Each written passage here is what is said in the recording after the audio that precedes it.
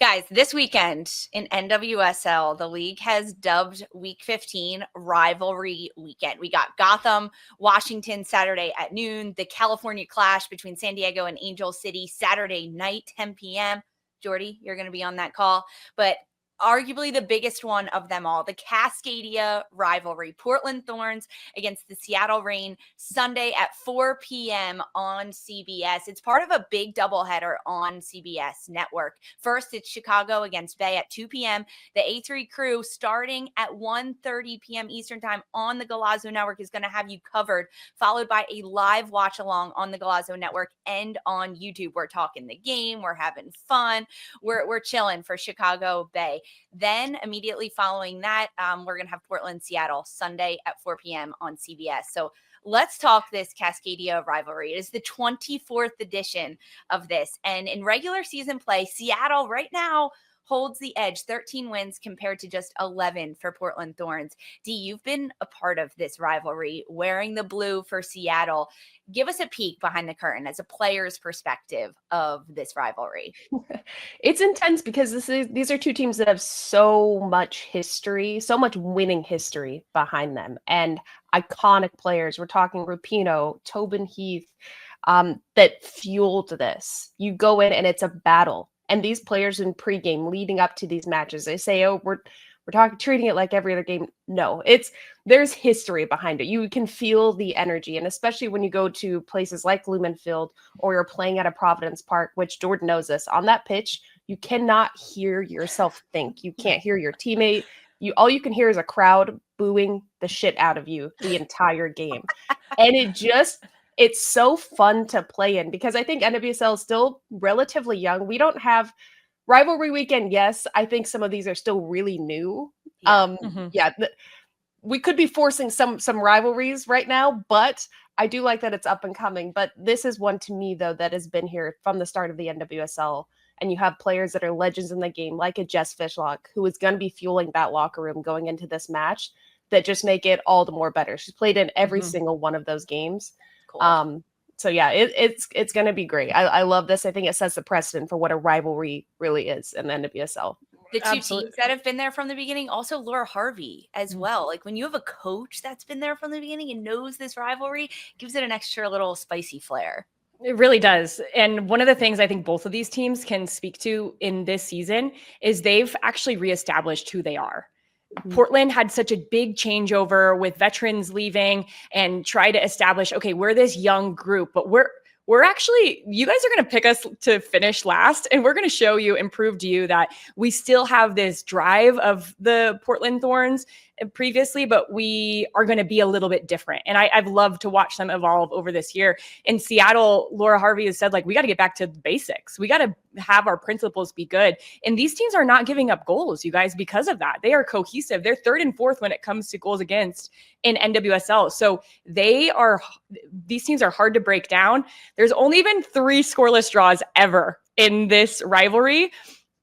Even though these teams are hard to break down, I think we're going to see goals this weekend because they have some really good attacking talent.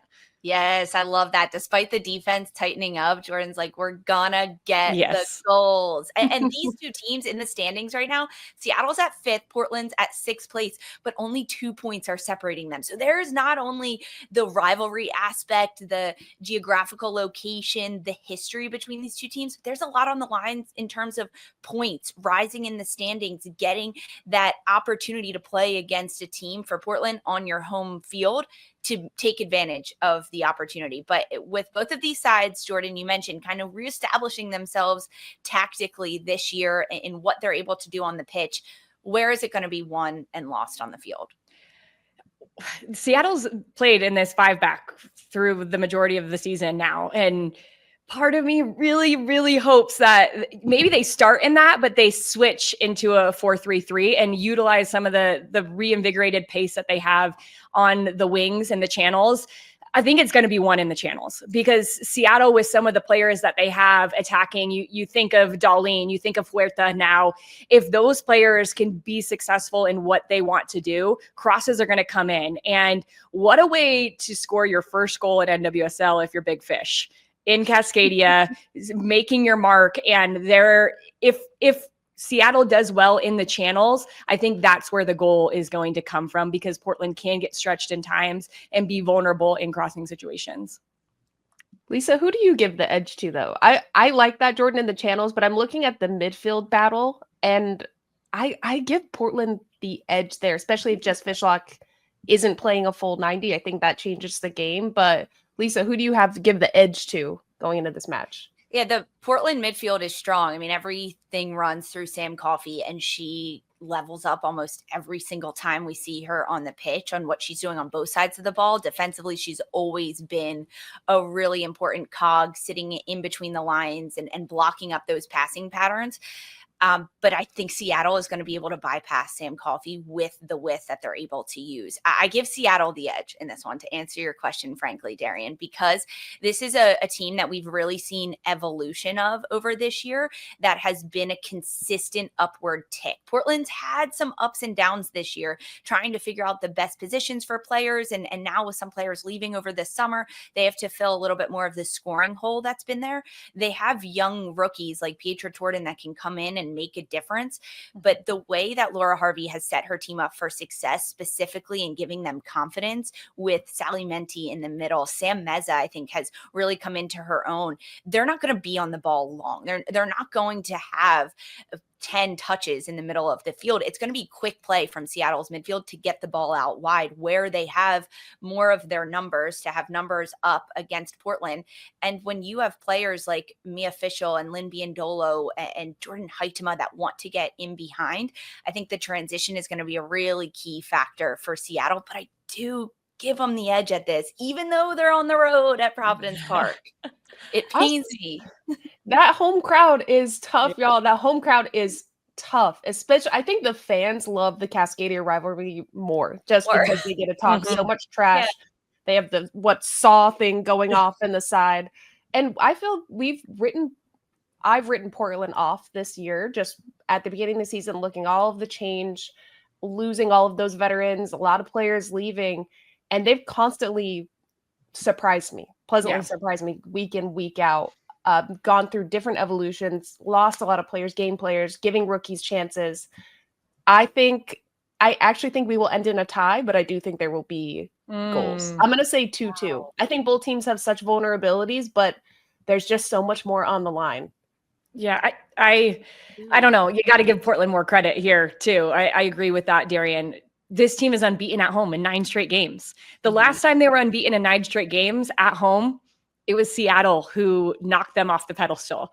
You think they're not thinking about that going into this game after what was a disappointing performance at Washington last weekend? I think it's fair to say that, right? They didn't adjust in time. Second half, much better than the first half. But if Portland is going to get that result and they're going to use the fans to their benefit, they have to make an impact in the first 15 minutes. Yeah. Because when we see them go press high, utilize the crowd to their liking, get some energy right away and poach a goal, this team is hard to break down. And I think that will be the pivotal moment for them if they can get an early goal. All right. So Jordan, what's your prediction? Oh, I think it's going to be 2-1 Portland. Oh. 2-1 Portland. I'm going to go 2-1 Seattle on the road. I think we get a couple more minutes from Mia Fischel. She came in right around the 80th minute last time out. I think Laura Harvey lets Big Fish run a little bit. And if Big Fish gets a goal in this Cascadia rivalry on the road, her first one in NWSL, Seattle's just going to ride that wave through to the final whistle. This is a big game. Portland, Seattle, Sunday at 4 p.m. on CBS, and it is part of a doubleheader on our network. The first match is Chicago against Bay. That starts at 2 p.m., but you can tune into the Attacking Third Crew starting at 1:30 p.m. Eastern on the Galazzo Network, followed by a live watch along on the Galazzo Network and on YouTube. Send us your questions, leave comments, because we are watching right along with you. Then it is Portland Thorns against Seattle, 4 p.m. on CBS.